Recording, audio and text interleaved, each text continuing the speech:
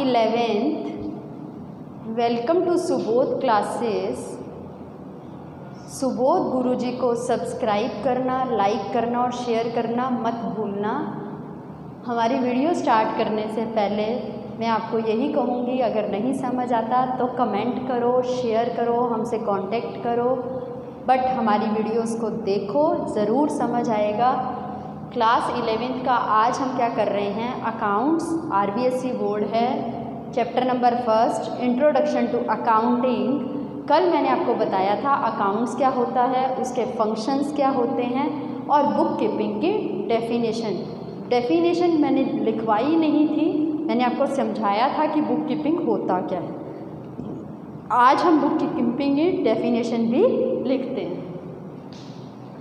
पहले स्टार्ट वहीं से ही करते हैं, बुक कीपिंग क्या होता है। Book keeping clear? चलो students start. Book keeping is the art of recording of the book keeping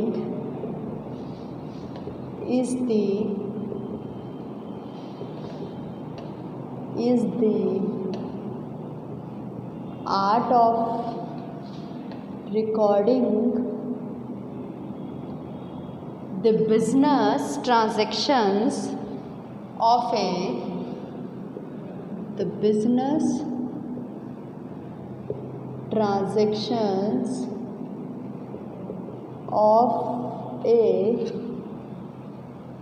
business in a methodical manner. Business in a अपने तरीके से, मतलब मेथोडिकल मैनर, खुद अपनी लाइंस क्रिएट करके, अकाउंट बना के हम अपनी ट्रांजैक्शंस को जब रिकॉर्ड करते हैं उसको बुक कीपिंग का मैनर बोला जाता है। सो that information on any point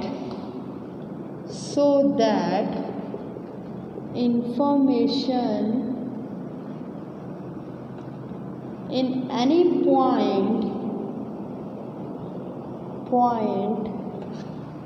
that information on any point in relation to them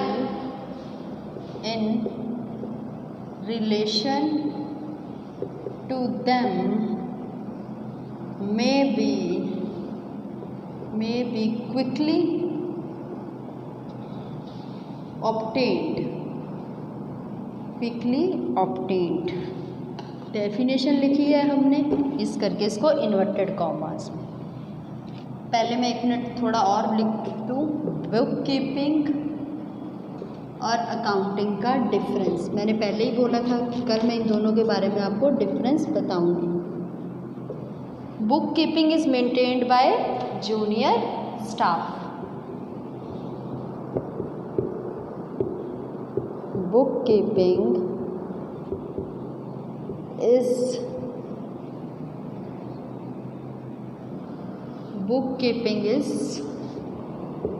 maintained by junior staff.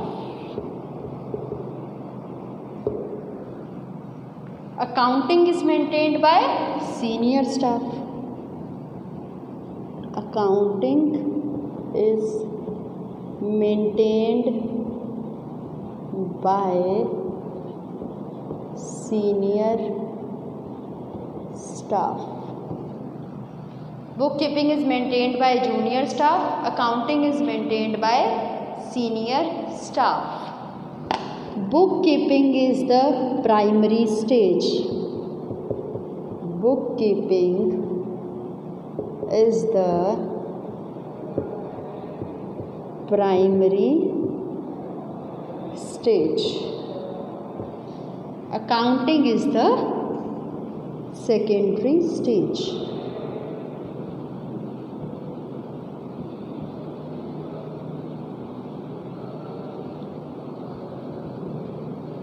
Secondary stage. Clear? Third point, last point. It is based on bookkeeping. It is concerned with recording to. It is concerned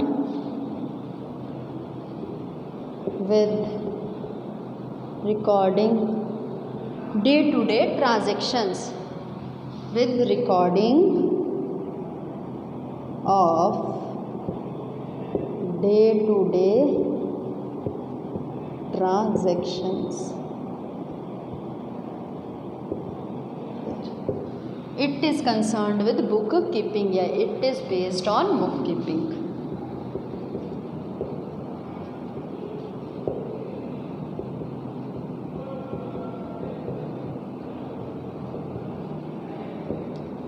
clear? अब देखो, अब हम इसको समझते हैं सारे को। Book keeping क्या होता है? Book keeping is the art of recording the business transactions of a business in a methodical manner so that information in any point in relation to them may be quickly obtained. कहते book keeping क्या थी? एक art थी, कला थी।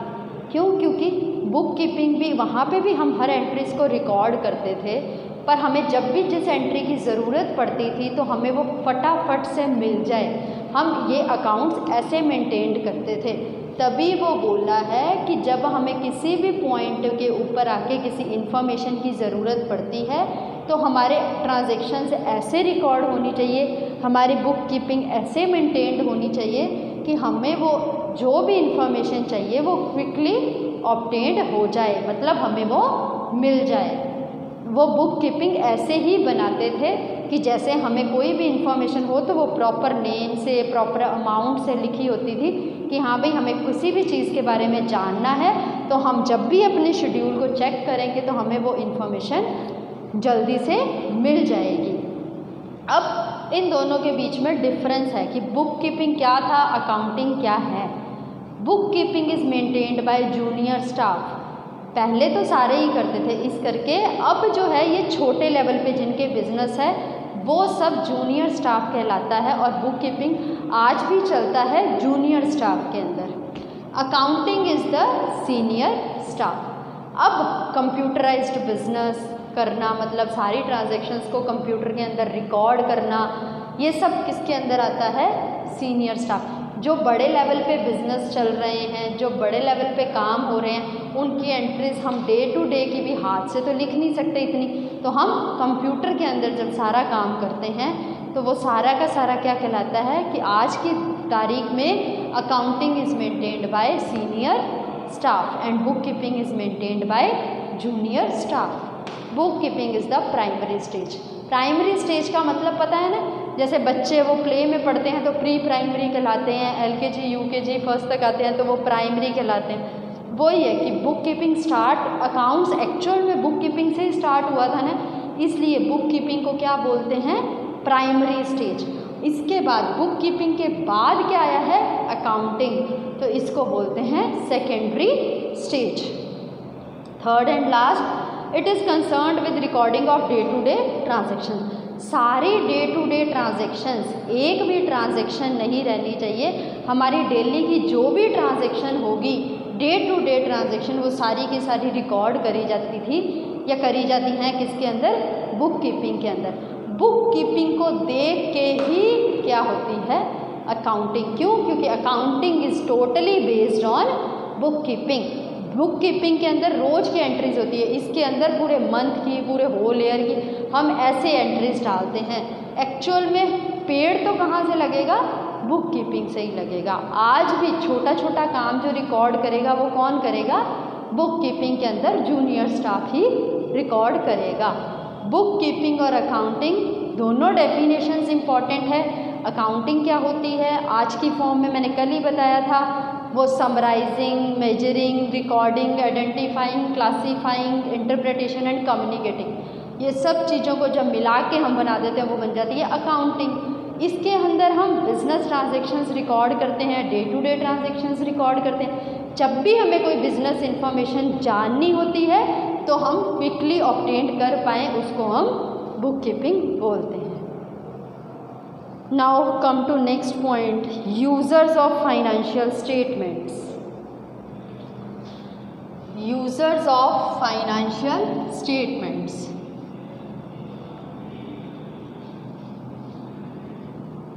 Users of financial statements.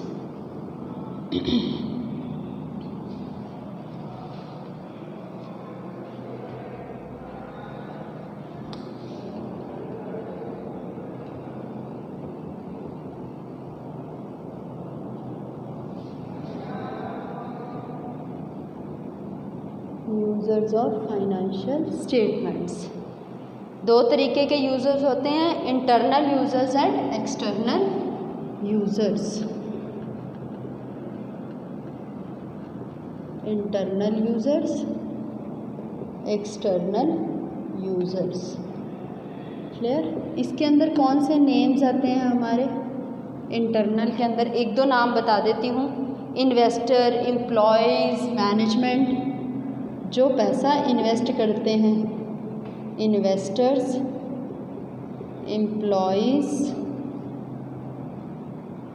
Management करते हैं जो, ये सब क्या है? बिजनेस के अंदर जो लोग काम करेंगे।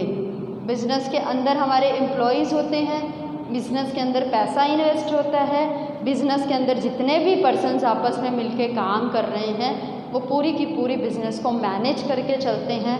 इस करके वो इन्वेस्टर्स, एम्प्लॉयज़, मैनेजमेंट, ये सब क्या है? इंटरनल यूज़र्स हैं।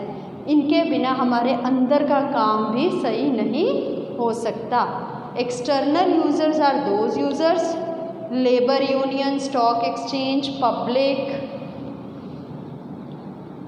Labour union, stock exchange, public, ये सब पॉइंट्स किसके अंदर आते हैं? हमारे एक्सटर्नल है। क्यों? क्योंकि लेबर यूनियन, कोई भी काम करवाना है तो लेबर बुलानी पड़ती है, तो वो बाहर के हैं। स्टॉक एक्सचेंज बिजनेस से बाहर है। पब्लिक, बाहर की पब्लिक को कोई भी हमसे काम करवाना है तो वो, ये सब क्या है? हमारे बिजनेस को रन करने के external users.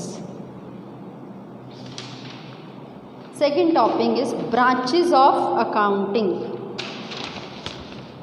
Next topic is branches of accounting. बस ये छोटा सा टॉपिक था कि कौन कौन से यूजर्स होते हैं। Next is branches of accounting.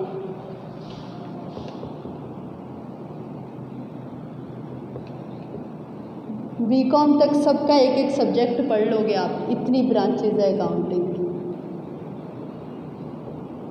ये जितने भी नाम लिखवाऊंगी इन सब की नेम के ऊपर एक एक बुक है। First is financial accounting,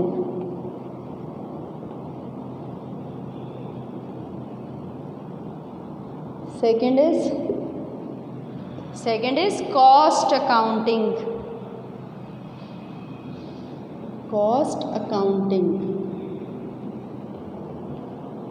third is management accounting,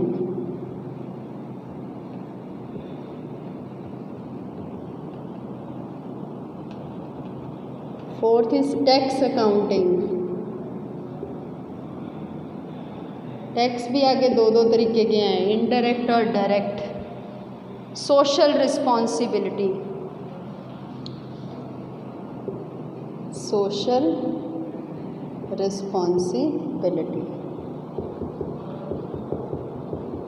ये सब बुक्स हैं proper.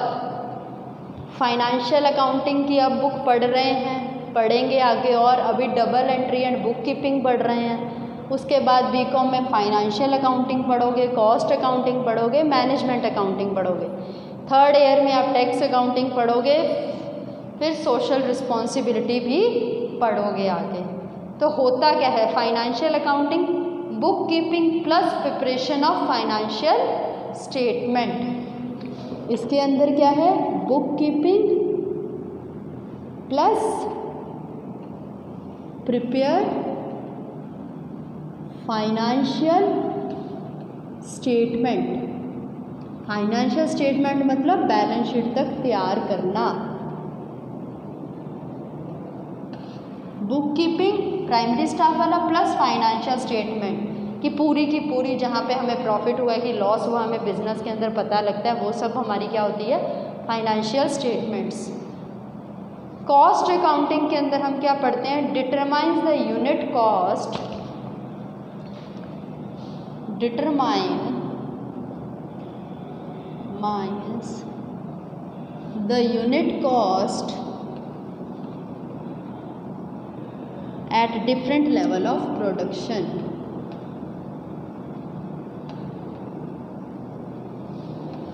Level of production.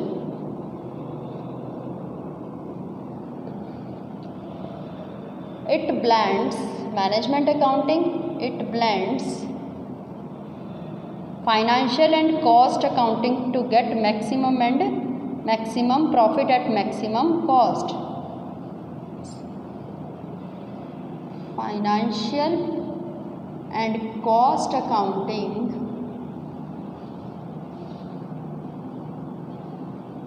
to get maximum profit at maximum cost. Sales tax and income tax.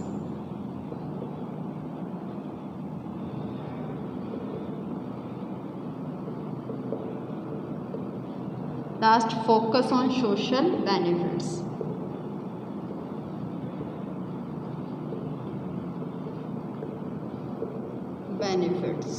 अब इसको समझे क्या है ये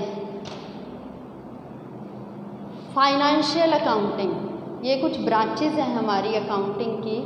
फाइनेंशियल अकाउंटिंग के अंदर है book keeping plus prepare financial statement. ये मैंने बता दिया, बुक कीपिंग हमारा जो हर डे टू डे ट्रांजैक्शंस हम रिकॉर्ड करते हैं, बाद में उसको पूरी उसकी स्टेटमेंट बना देते हैं, वो हमारी है फाइनेंशियल अकाउंटिंग। कॉस्ट अकाउंटिंग क्या कहती है, determines the unit cost at different level of production, कि हर वो टाइम के ऊपर जब भी नए गुड्स बन के आते हैं तो हमारे पर गुड की कॉस्ट कितनी है, वो हमारी कौन कैलकुलेट कराता है, cost accounting.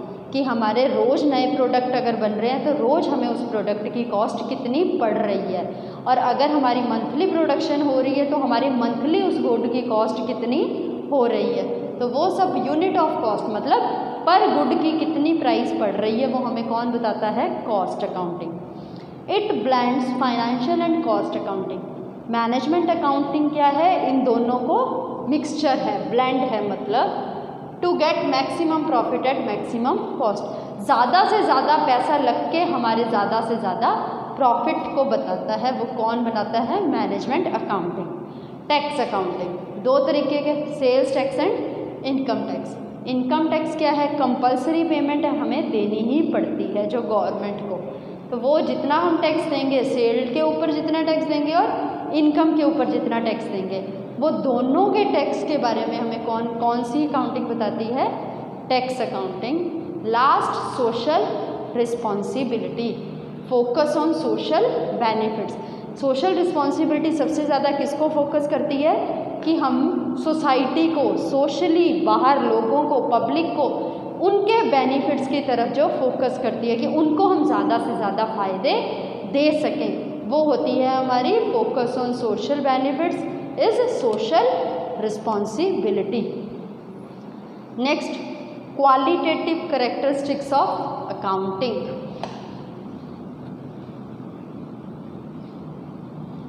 Qualitative characteristics of accounting, reliability, relevance, comparability, ये सब इसके अंदर होते हैं। क्वालिटेटिव कैरेक्टरिस्टिक्स ऑफ अकाउंटिंग,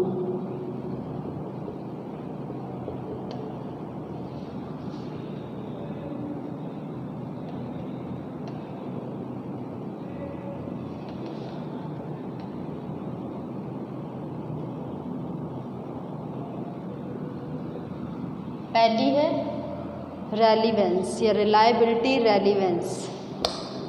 पहले reliability, second is relevance, third is understandability,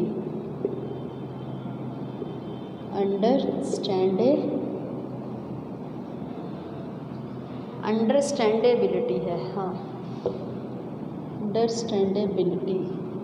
and fourth is comparability.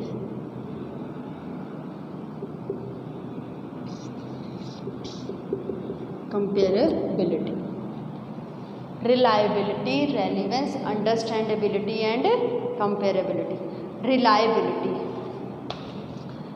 Accounting information should be reliable, verifiable and based on facts. कहता अब इसका क्या मतलब होता है कि हम कोई भी बिजनेस कर रहे हैं, सपोज हम कोई क्लोथ्स का बिजनेस कर रहे हैं, कपड़ों का बिजनेस कर रहे हैं हम, अगर हम में कोई थर्ड पर्सन आके या हमारी कंपनी का ही एम्प्लॉय जो हमारे साथ बिजनेस कर रहा है वो आके हमें कोई फूड के बारे में नॉलेज देने लग जाए, मेरा कपड़ों का बिजनेस है और मुझे आके कोई फूड के बारे में नॉलेज देने लग जाए कि हमारा फूड का बिजनेस ऐसे चल सकता है, ऐसे हो सकता, जब मेरा वो काम ही नहीं है, समझना ध्यान से, जो मेरा काम है उसके बारे में मुझे जो इन्फॉर्मेशन चाहिए या मुझे दे रहा है वो मेरे लिए रिलायबल इन्फॉर्मेशन होगी।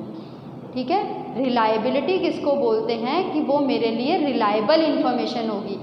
जो मेरे को कोई अननेसेसरी इन्फॉर्मेशन आके दे रहा है और मेरे बिजनेस के रिगार्डिंग उसका कोई यूज़ नहीं है, वो मेरे लिए रिलायबल इन्फॉर्मेशन नहीं है। तो इस करके रिलायबिलिटी वही है जो मेरे काम के लिए मेरे लिए जो नॉलेज देगा वो रिलायबिलिटी होती है। रेलिवेंस भी वही हुआ, क्यों? क्योंकि मैं अपने काम के बारे में मुझे कोई नॉलेज देगा तो मैं उसको सोचूंगी, करूंगी, तो वो मैं अपने बिजनेस में इम्प्लीमेंट कर सकती हूँ, बिजनेस में इम्प्लीमेंट कर सकती हूँ, तो मैं रेलेवेंट इन्फॉर्मेशन ही अपने बिजनेस के अंदर डाल सकती हूँ। इररेलेवेंट इन्फॉर्मेशन मैं बिजनेस के अंदर डाल के क्या करूँगी? रिलायबिलिटी, मुझे कोई भी आके इन्फॉर्मेशन दे पर वो मेरे बिजनेस के रिलेटेड ही दे, मुझे मेरे बिजनेस के अलावा जो भी कोई इन्फॉर्मेशन आके देगा वो मेरे लिए रिलायबल इन्फॉर्मेशन नहीं है। रेलिवेंस इन्फॉर्मेशन कौन सी होती है? जो मेरे बिजनेस के रिगार्डिंग आके मुझे दी और मैंने अपने बिजनेस के अंदर लगाने के बारे में सोचा, मेरे को किसी ने रिलायबल इन्फॉर्मेशन दी है तभी मैंने उसको इम्प्लीमेंट करने के लिए सोचा है। अंडरस्टैंडेबिलिटी, वही मतलब कि उसने मुझे जो इन्फॉर्मेशन दी है आगे मेरे को अच्छी लगी तो मैंने उसको तरीके से अपने बिजनेस के अंदर इम्प्लीमेंट करा। और फिर कंपेरेबिलिटी, कि मैंने कंपेयर करके देखा कि मेरा पहले का बिजनेस और अब मुझे किसी ने आके राय दी है और मैंने उसको अपने बिजनेस के अंदर लगा के देखा तो मुझे कोई फ़ायदा हुआ या नहीं हुआ। अब देख लो आप इनकी थोड़ी थोड़ी वो definitions. Relevance, only relevant information should be disclosed. हम बिजनेस के बारे में जब भी कोई बिजनेस सामने दिखाते हैं दुनिया को तो उसके अपने बिजनेस जो चल रहा है उसके बारे में जो सही इन्फॉर्मेशन होती है वही दिखाते हैं ना। Information which is irrelevant and useless should be not be the part of the financial statements. कहता क्या है कि वो कोई भी उसका अगर जो काम की नहीं है वो हमारी फाइनेंशियल स्टेटमेंट के अंदर भी नहीं हो सकती।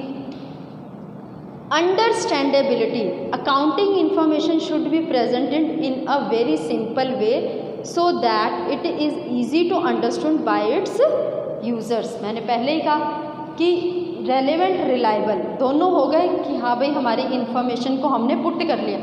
अब उसके बाद हम बिजनेस के अंदर वही लगाएंगे जो हमें काम की लगेगी और वही दुनिया को दिखाई। तो अब ये दुनिया को समझ भी तो आनी चाहिए, ये दुनिया को समझ भी आनी चाहिए आगे। तो अंडरस्टैंडेबिलिटी, हम इसको इतनी इजी लैंग्वेज में या इतने इजी तरीके से पेश करेंगे कि लोगों को सब समझ आ जाए। Comparability, financial statement should contain the figures of current year as well as figures of previous year so that the current performance of the business can be compared with the performance of previous year. मैंने पहले ही आपको इनकी definition से पहले बताया था कि comparability क्या होगी कि हमारा जैसे 2016 और 2017 2 साल हैं। 2016 में हमें 10,000 का प्रॉफिट हुआ था, 2017 में हमें 20,000 का प्रॉफिट हुआ है। तो हम क्या कहेंगे कि पिछले प्रीवियस ईयर से करंट ईयर का प्रॉफिट डबल है। क्यों? क्योंकि हमने अपने बिजनेस को करने के तरीके को चेंज करा है। क्लियर? ये हमारी थी qualitative characteristics of accounting, system of accounting. Next topic, system of accounting. दो तरीके के सिस्टम्स होते हैं, single entry system and double entry system. System of accounting, पहले बुक कीपिंग के टाइम जो चलता था वो सिंगल एंट्री सिस्टम था, अब जो चलता है वो double entry system, single entry system.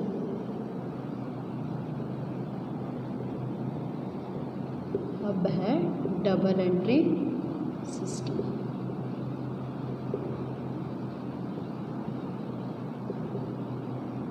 Single entry system, this system ignores the twofold aspect. मैं पहले ही आपको थोड़ा सा अपने तरीके में समझा देती हूँ, बाद में डेफिनेशन बता दूंगी। सिंगल एंट्री सिस्टम में क्या होता है, ये लो बन गया, पर्टिकुलर्स, डिटेल्स और अमाउंट। हम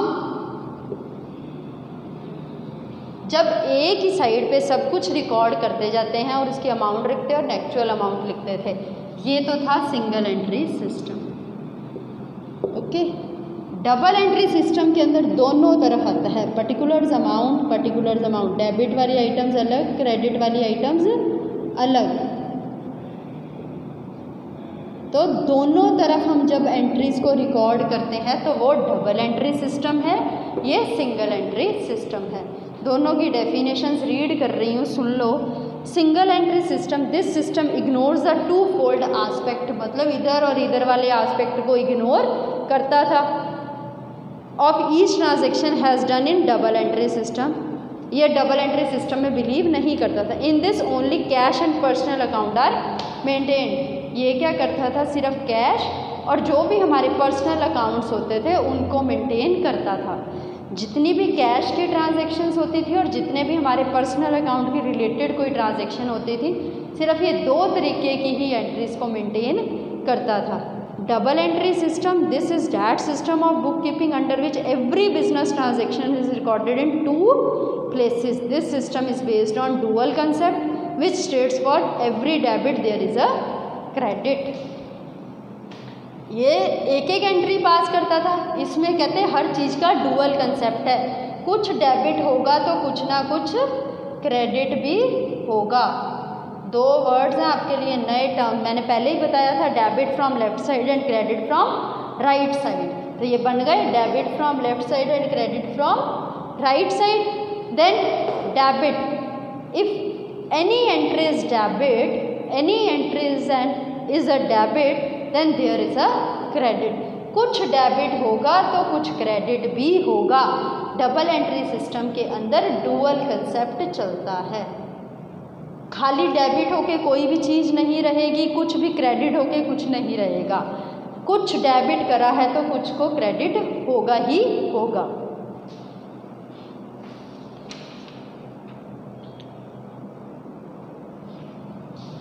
advantages and disadvantages of double entry system, कुछ एडवांटेज होती है, कुछ डिसएडवांटेज भी होती है।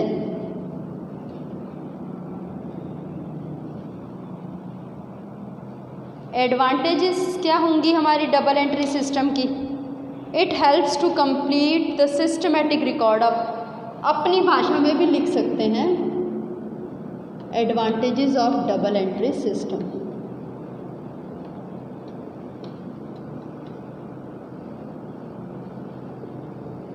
डबल एंट्री सिस्टम क्या होगी इसकी, मैं बताती हूँ। डबल एंट्री सिस्टम की कुछ एडवांटेजेस क्या है? पहली बात कि जब हम कुछ डेबिट कर रहे हैं उसके साथ कुछ क्रेडिट कर रहे हैं तो ये सिस्टमैटिक रिकॉर्ड ऑफ ट्रांजैक्शंस है, एक प्रॉपर तरीका है हर एंट्री को रिकॉर्ड करने का। डबल ये एडवांटेज है हमारी, क्यों?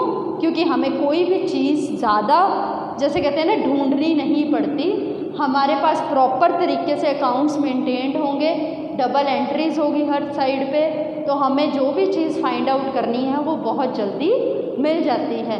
इसलिए ये एक एडवांटेज है कि ये सिस्टमैटिक रिकॉर्ड मेंटेन करता है।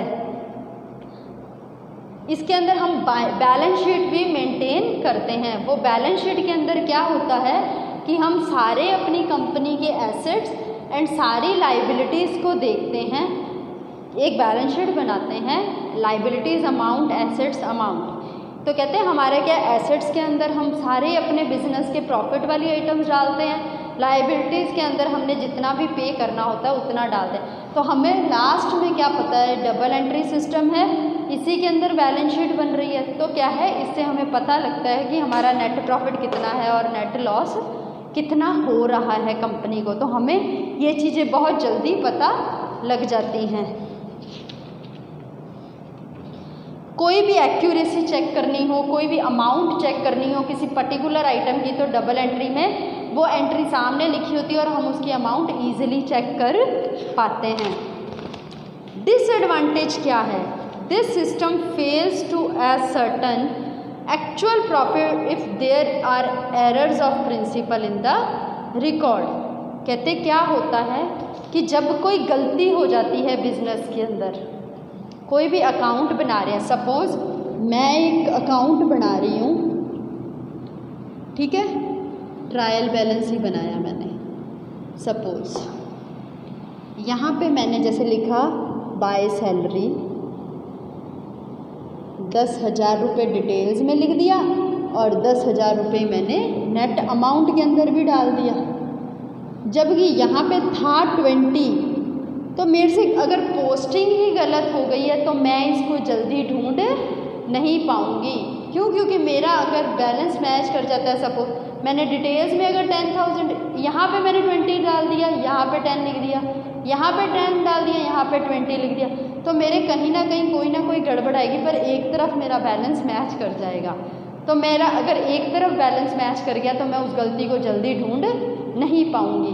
मिस एप्रोप्रिएशंस एंड फ्रॉड्स, कोई एंट्री मेरे को बोलता है 5% पे करनी है सैलरी, मैं गलती से 5% पे कर दूँ कमीशन, तो मैंने एंट्री अमाउंट तो सही डाली है पर मैंने एंट्री का नेम गलत लिख दिया। ऐसे ये मिस एप्रोप्रिएशंस हो जाती हैं। कोई एंट्री है, अमाउंट है जो किसी और की डाल दी और कोई और ले जाता है, अमाउंट तो आई गई, अकाउंट्स तो मेंटेन बैलेंस हो ही जाएंगे, पर नाम सही नहीं आया, तो वो कोई फ्रॉड भी हो जाता है। ऐसी कुछ चीज़ें ये डिसएडवांटेज में आती हैं।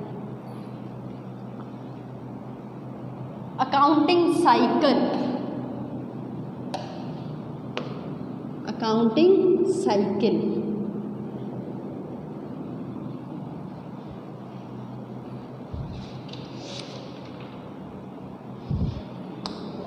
अकाउंट्स चलने का एक अकाउंटिंग साइकिल है। वो क्या है हमारा, ये थोड़ा सी डेफिनेशन एक लिख लो। Accounting cycle commences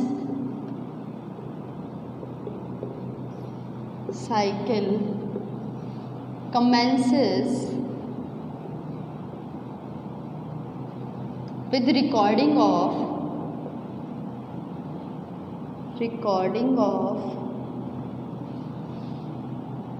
financial transactions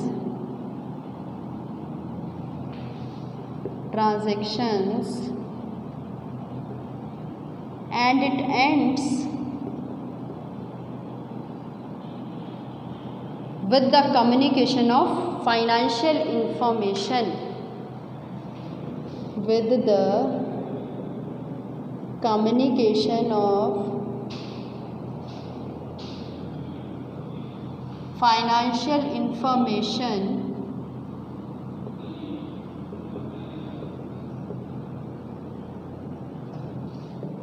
to the users, to its users.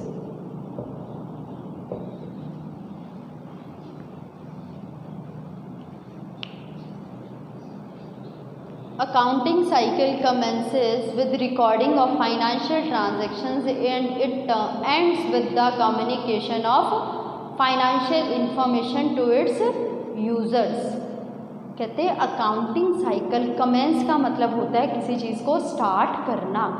Accounting cycle जब भी स्टार्ट होता है, सारी की सारी फाइनेंशियल ट्रांजैक्शंस को रिकॉर्ड करना शुरू करता है, तब वो अकाउंटिंग साइकिल स्टार्ट होता है कि जब वो एंट्रीज़ को रिकॉर्ड करना शुरू करता है। And it ends with the communication of financial information to the users. और वो तब तक ख़त्म नहीं होता जब तक पूरी कम्युनिकेशन, पूरी बात फाइनेंशियल इंफॉर्मेशन के बारे में यूज़र्स के साथ हो नहीं जाती।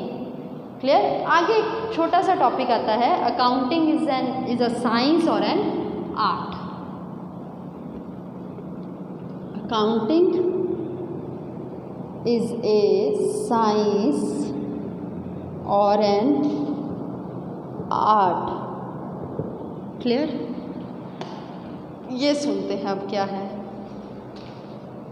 Accounting is an art of recording financial transactions in set of business. Art किसको बोलते हैं? जब हम वो जितनी भी एंट्रीज हुई है उसको रिकॉर्ड कर देते हैं, समराइज कर लेते हैं, इंटरप्रेट कर देते हैं। कहते हैं जब बाद में उन पे कोई भी काम करना पड़ता है, आर्ट किसको बोलते हैं? जब तक हमने उनको एंट्रीज को रिकॉर्ड करना है, उनको एक जगह लेके आना है, उसके बाद उस पर जब कोई कंसेप्ट लगना है, जब कोई प्रिंसिपल लगना है, जब कोई रूल्स लगने हैं, तो वो क्या होती है? साइंस। आर्ट जब हमें कोई चीज़ को, जब हमें ट्रांजैक्शंस को रिकॉर्ड करना है, समराइज करना है, एक साथ प्रेजेंट करना है, प्रेजेंटेशन करनी है, वो हमारी आर्ट है।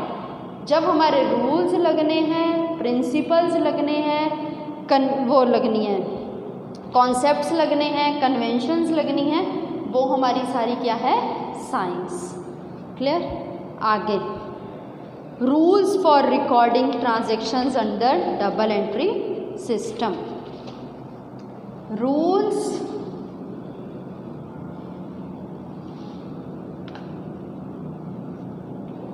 जब भी हम डबल एंट्री सिस्टम करेंगे तो हमारे 3 रूल्स लगेंगे इस पे।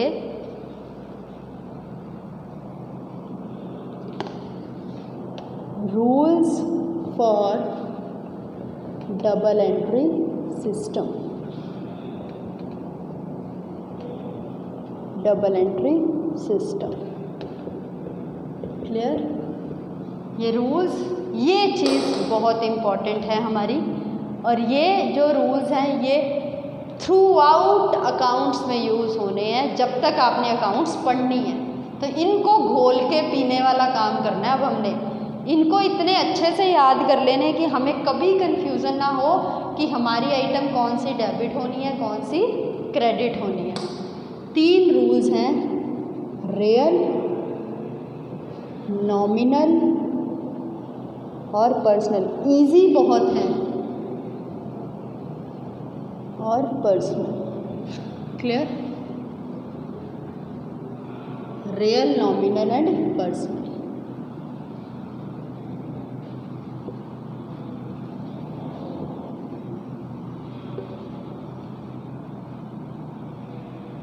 Real, nominal, personal. एक चीज़ तो डेबिट होनी है, एक चीज़ हमारी क्रेडिट होनी है। Debit, real. Debit what comes in, क्या आ रहा है बिजनेस में। जो आ रहा होता है बिजनेस में वो हमेशा क्या होता है? Debit.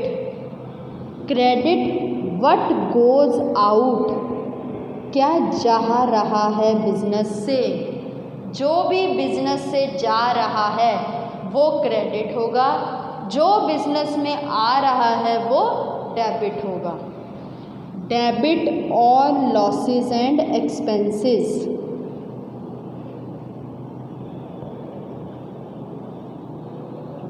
Credit all incomes and gains.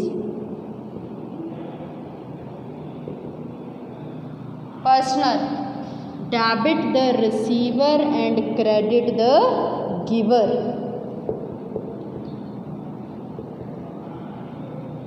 कोई भी हमें एक चेक दे रहा है तो वो डेबिट होगा, कोई हमसे चेक ले रहा है तो वो क्रेडिट होगा।